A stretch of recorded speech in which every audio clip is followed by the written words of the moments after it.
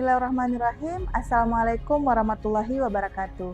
Perkenalkan, nama saya Nursinullela Mufida Eskep Mkep, dosen program studi sarjana keperawatan dan profesi nurse di Stikes Medika Nuri Islam Sigli, Aceh. Pada semester genap, saya mengajar mata kuliah keperawatan agregat komunitas pada mahasiswa semester 6. Mata kuliah ini sejalan bidang keperawatan yang saya minati dan linear dengan studi magister saya, yaitu bidang keperawatan komunitas. Selama ini, penelitian dan pengabdian masyarakat yang saya lakukan sangat berkaitan erat dengan keperawatan komunitas dengan kelompok remaja, wanita usia subur, dan juga lansia serta masyarakat komunitas. Dalam mata kuliah keperawatan agregat komunitas ini membahas tentang asuhan keperawatan komunitas dan pembahasan terkait isu dan kecenderungan masalah kesehatan komunitas dalam konteks pelayanan kesehatan. Nah, penekanan pada peningkatan kesehatan serta pencegahan penyakit dan pemeliharaan kesehatan. Adapun area-area khusus dalam keperawatan komunitas ini meliputi keperawatan kesehatan sekolah, keperawatan kesehatan kerja, keperawatan di rumah ataupun home care, kemudian jaminan mutu layanan keperawatan komunitas, dan isu serta kecenderungan dalam keperawatan komunitas, di mana penekanan pada peningkatan kesehatan, pencegahan penyakit, dan juga pemeliharaan kesehatan. Nah, dalam mata kuliah ini terdapat CPK atau capaian pembelajaran kuliah yang harus dicapai oleh mahasiswa komunitas. Adapun teknik mengajar yang saya lakukan di sini dengan pengalaman belajar meliputi lecture, yaitu teknik pembelajaran menggunakan presentasi secara lisan ataupun ceramah, brainstorming atau curah pendapat, small group discussion, yaitu kegiatan diskusi yang dilakukan berdasarkan pembahasan kasus yang diberikan, dan juga dengan metode PJBL dengan merupakan metode pembelajaran berbasis proyek, di mana ada suatu masalah dan berusaha diselesaikan dengan menghasilkan suatu produk berupa media promosi, di mana media promosi kesehatan ini menjadi praktikum di lab komunitas. Baiklah, selanjutnya kita akan ke ruang belajar untuk menyaksikan pembelajaran keperawatan agregat komunitas bersama saya.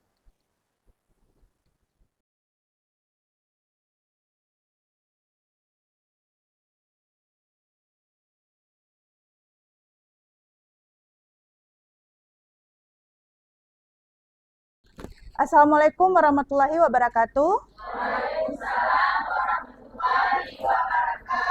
Selamat pagi semuanya. Sudah sarapan? Sudah. Alhamdulillah ya. Jadi hari ini kita akan belajar mata kuliah keperawatan agregat komunitas ya. Nah, untuk materi hari ini kita akan belajar tentang konsep promosi kesehatan.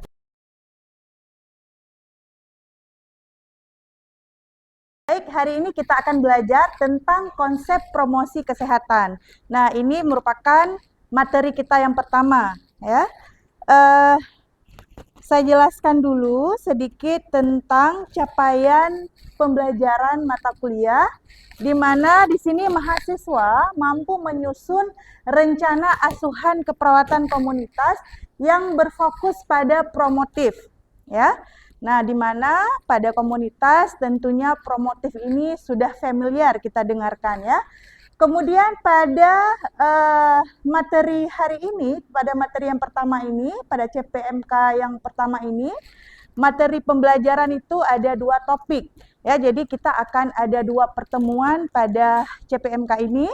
Yang pertama itu kita akan review konsep promosi kesehatan yang hari ini akan saya berikan materi.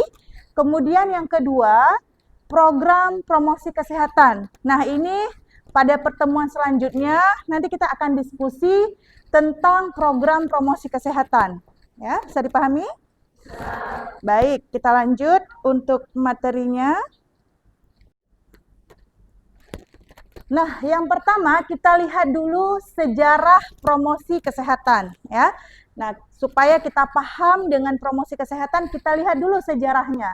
Nah, awal dari promosi kesehatan itu disamakan dengan pendidikan kesehatan, ya, yang ditekankan pada perubahan perilaku masyarakat dengan cara memberikan informasi kesehatan melalui berbagai cara dan teknologi. Selanjutnya, hasil studi yang dilakukan oleh WHO di mana beberapa ahli menunjukkan pengetahuan masyarakat itu meningkat, namun tidak diimbangi dengan perilakunya. Artinya belum memampukan masyarakat, tetapi baru memaukan, ya. Nah, di sini maksudnya adalah ketika diberikan pengetahuan, mereka hanya mau melakukan, tapi belum mampu melakukan, ya. Sehingga istilah ini dicetuskan pertama kali di Ottawa, ya, itu di Kanada tahun 86 pada konferensi internasional yang dilaksanakan pada tanggal 17 sampai dengan 21 November 1986 yang dikenal dengan Ottawa Charter. Ya, mungkin kalian pernah dengar pada konsep keperawatan komunitas semester yang lalu, ya. Nah, kita lanjut. Ya, selanjutnya deklarasi pada Alma-Ata itu tahun 78 yang dilakukan oleh WHO, di mana definisi yang diberikan promosi kesehatan itu adalah proses yang memungkinkan orang itu untuk mengontrol, ya, dan meningkatkan kesehatan mereka, ya.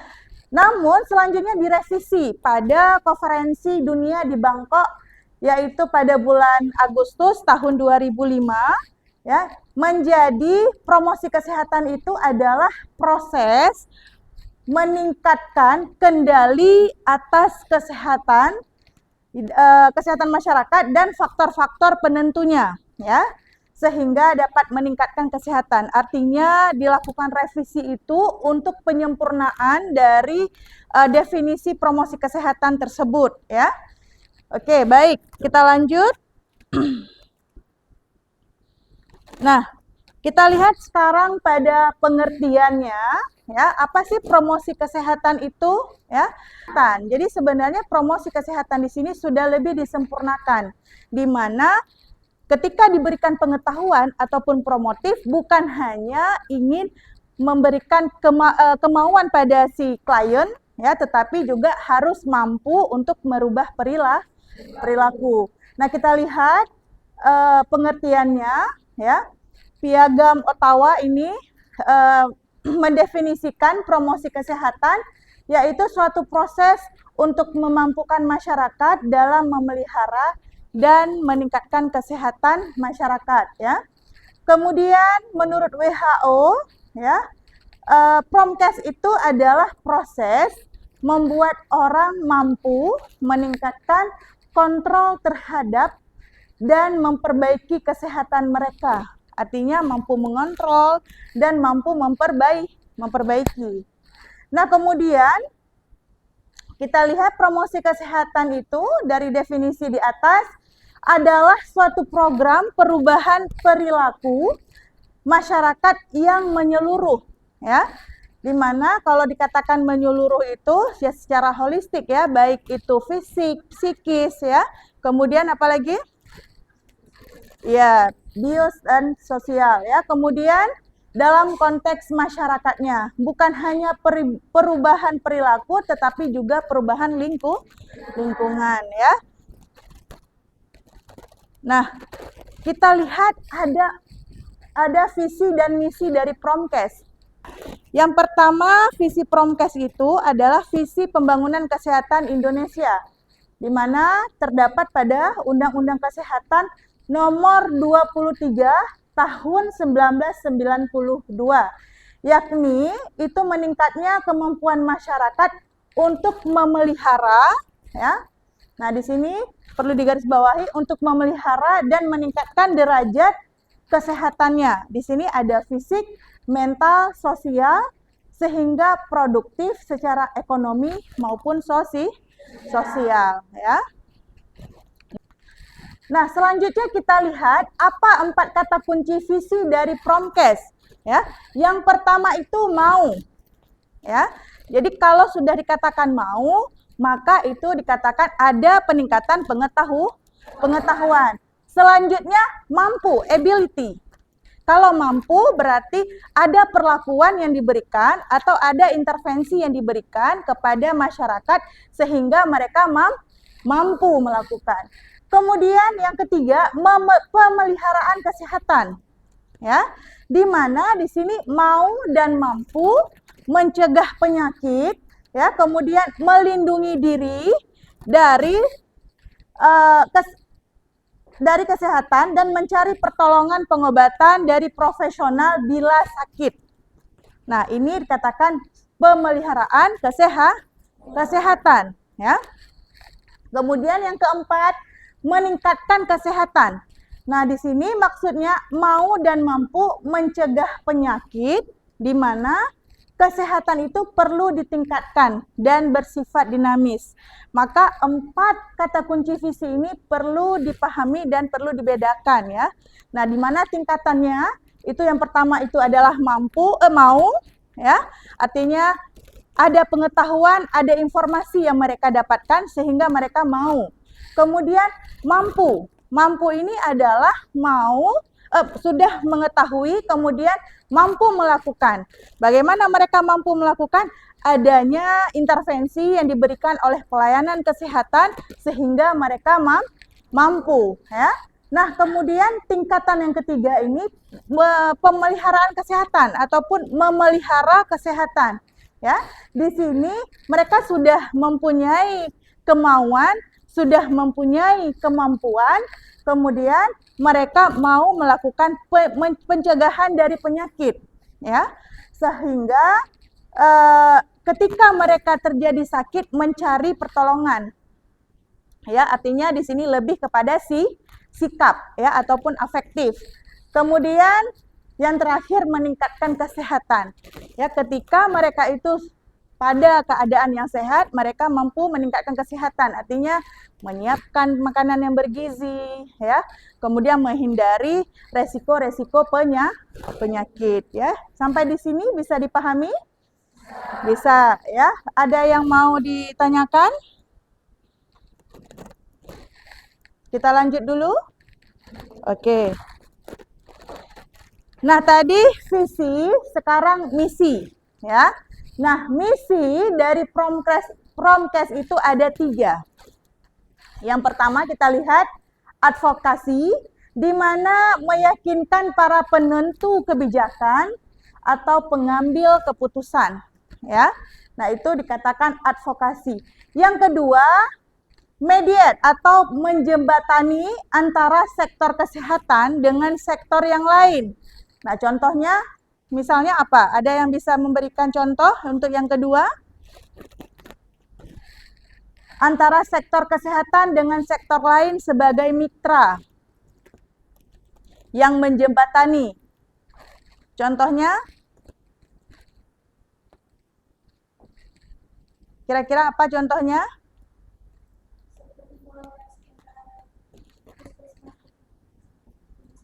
Ya, instansi rumah sakit, ya. Nah, di mana menjembatani, ya, antara sektor kesehatan dan sektor lain, dinas kesehatan misalnya, ya.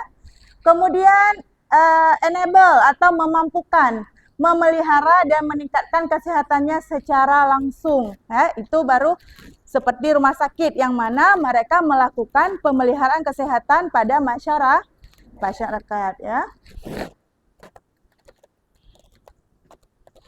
Nah, sebenarnya apa sih tujuan dari Promkes? Nah, kita lihat yang pertama, meningkatkan komitmen pembangunan berwawasan kesehatan, ya.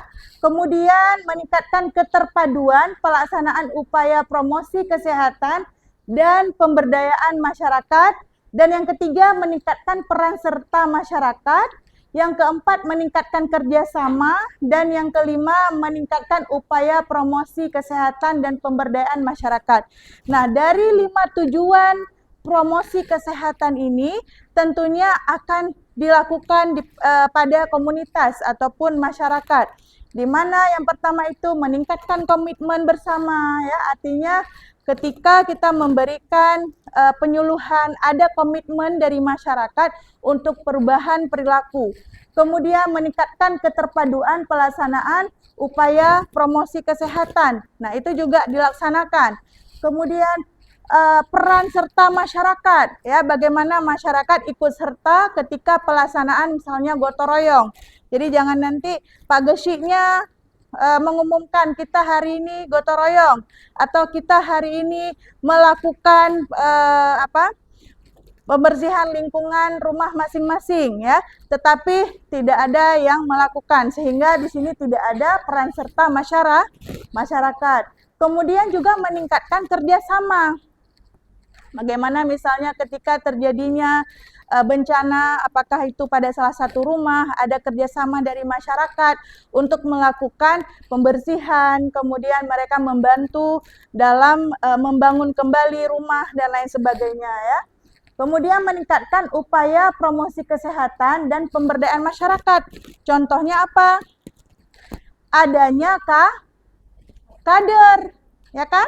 Nah, kader itu salah satu pemberdayaan masyarakat. Bagaimana masyarakat itu tersampaikan informasi kesehatan dari kader, ya. Jadi kalau misalnya di desa kalian semua ada kader nggak? Ada. Kenapa ada kader? Mereka sebagai pemberdayaan masyarakat yang ditunjuk oleh pelayanan kesehatan untuk membantu dalam hal kesehatan, baik itu kesehatan remaja, ibu balita, ibu hamil, ya, termasuk juga lansia, ya. Jadi itu merupakan tujuan dari promosi kesehatan. Kemudian bagaimana ruang lingkup dari promosi kesehatan, di mana di sini ada dua aspek, ya. Yang pertama itu dimensi aspek sasaran pelayanan kesehatan. Ya, nanti kita akan lihat apa saja dimensinya. Yang kedua, dimensi tempat pelaksanaan promosi kesehatan atau tatanan. Tentunya kalau dikatakan tatanan, ya, itu berdasarkan area-area yang perlu dilakukan pelayanan kesehatan secara promosi. Baik, pada promosi tingkat promotif, kira-kira ada yang bisa menyebutkan apa contohnya? Memberikan penyuluhan, ya. Nah, memberikan penyuluhan itu termasuk kepada klien yang sakit atau pada klien yang sehat?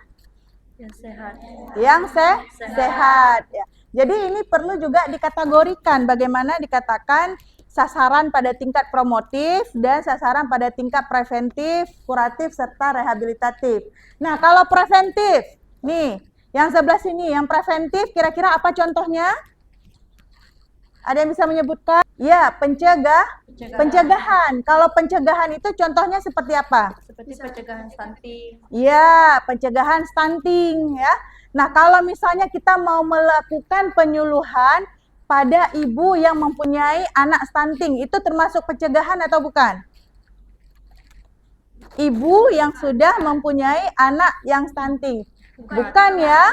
Itu lebih ke apa? Ke rehabilitatif sudah terjadi, ya. Bagaimana supaya tidak menjadi dampaknya itu lebih buruk, sehingga dilakukan promotif, ya, pada klien yang mempunyai anak yang stunting. Kemudian pada kuratif. Nah, kalau kuratif ini artinya apa? Pengobatan. Nah, kalau contoh dari kuratif, misalnya apa? Pada komunitas. Misal seperti pemberian jus mentimun untuk menurunkan hipertensi. Iya, benar sekali. Jadi kuratif di sini adalah pengobatan, tetapi pengobatan pada pasien dalam keadaan yang tidak perlu dilakukan alat-alat medis. Contoh tadi seperti tadi diberikan jus mentimun, ya, untuk menurunkan tekanan darah ataupun hipertensi. Namun apapun yang diberikan obat tradisional tersebut perlu dilakukan pengecekan riset, ya. Ada riset-riset yang mengatakan apakah bisa dilakukan ataupun tidak boleh, ya. Nah, kemudian kita lihat yang kedua, dimensi tempat pelaksanaan promosi kesehatan atau tatanannya. Ya, di mana saja tatanannya? Ada tatanan rumah tangga. Siapa target pada rumah tangga? Iya, anggota keluarga ya. Tentunya anggota keluarga itu ya seluruh anggota keluarga, tidak ada yang terkecuali. Kemudian tatanan sekolah.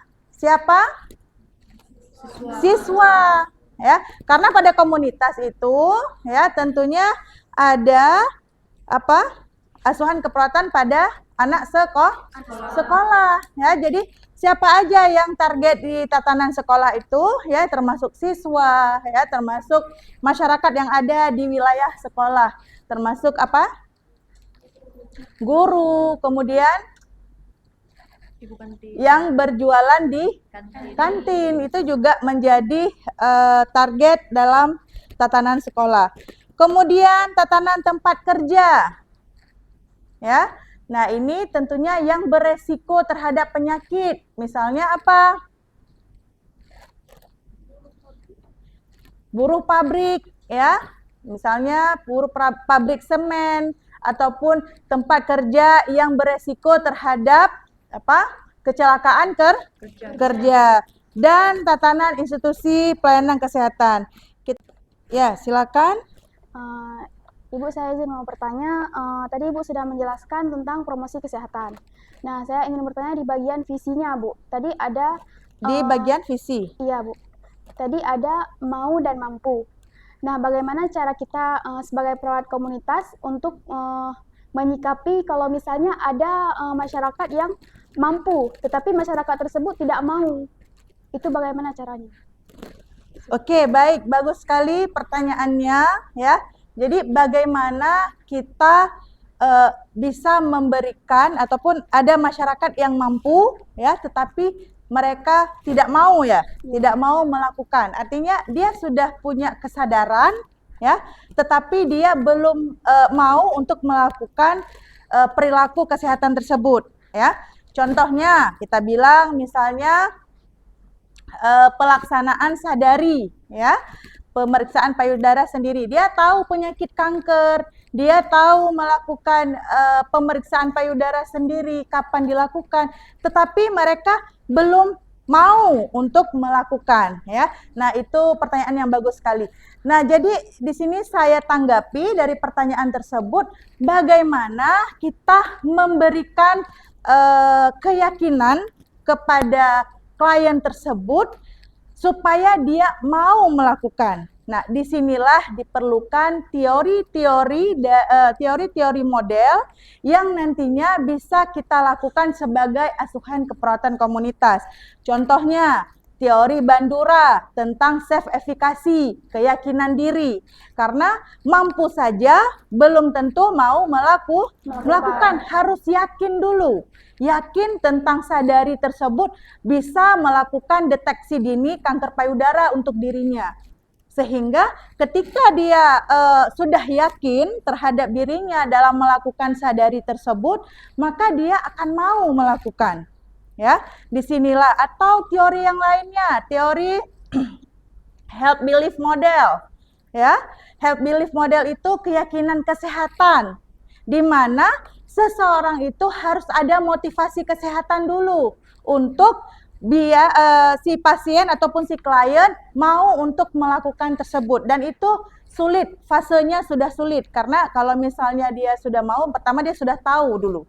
Ya, kemudian sudah ada peningkatan pengetahuan, kemudian dia sudah mampu diberikan demonstrasi oleh pelayanan kesehatan, kemudian ketika dia mau melakukan dia belum yakin. Nah, inilah yang menjadi fase yang tersulit ketika dia mau menjadikan perilaku kesehatan tersebut ke dalam kehidupannya ya, sehingga ketika itu menjadi tantangan di lapangan, maka kita gunakan teori-teori model dari pakar-pakar terdahulu. Health belief model boleh ya, atau TTM, trans theoretical model, atau boleh dengan self efikasi, keyakinan diri ya. Jadi banyak sekali teori-teori tersebut yang bisa kita aplikasikan untuk memberikan dampak kepada pasien-pasien tersebut untuk menjadi mau melakukan perilaku kesehatan seperti itu ya. Bisa dipahami? Bisa. Oke, baik, terima kasih. Ada lagi yang lain? Ya, silahkan. Baik, jadi pertanyaan saya, jikalau kita sudah melakukan penyuluhan terhadap kelompok masyarakat tersebut, tetapi dalam kelompok masyarakat tersebut itu tidak menerapkan apa yang kita berikan penyuluhan, apakah sikap dan tindakan yang harus kita lakukan untuk pada masyarakat tersebut? Oke, baik. Terima kasih. Bagus sekali pertanyaannya, ya. Jadi itu sangat sering ya terjadi pada masyarakat kita. Karena merubah perilaku masyarakat itu tidak semudah membalikkan telapak tangan ya. Artinya perlu fase-fase tertentu untuk kita bisa merubah perilaku tersebut. Misalnya kalian selama menjadi anggota masyarakat, berapa kali kalian mendengar penyuluhan imunisasi saja? Sering kan? Kadang-kadang sampai berapa kali dari pelayanan kesehatan itu memberikan promotif tentang imunisasi. Artinya apa? Ya, masih sangat banyak masyarakat yang belum mematuhi atau belum yakin terhadap apa yang disampaikan oleh pelayanan kesehatan. Ya, sehingga meskipun sudah dilakukan promosi kesehatan, bukan berarti mereka langsung terjadi perubahan perilaku. Ya.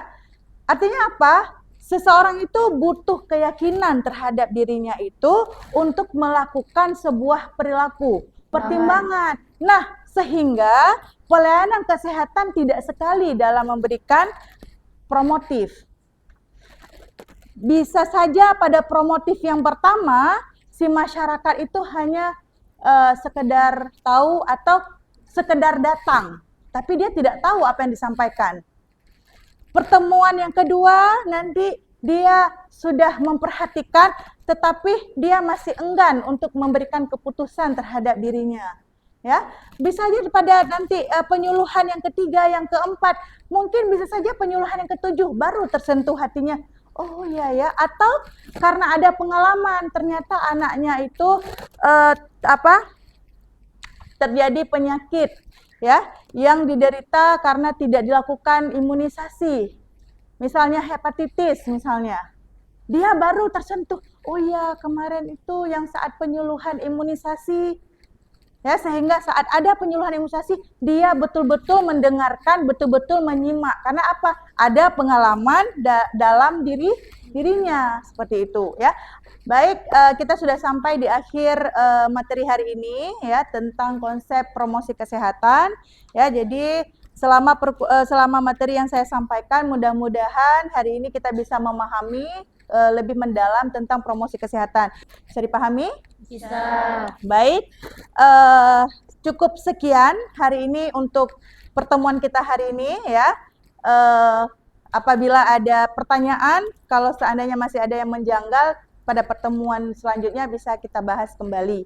Ya, baik, demikian saja. Mohon maaf atas kekurangan. Saya akhiri. Assalamualaikum warahmatullahi wabarakatuh. Waalaikumsalam warahmatullahi wabarakatuh.